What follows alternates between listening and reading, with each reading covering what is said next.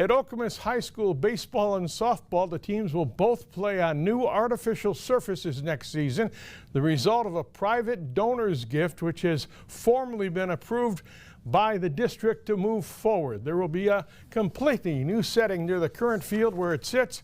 Neither one has very good sight lines and both tend to struggle in wet conditions. It's kind of set down in a gully, and grass on the existing field is a bigger issue than the dirt.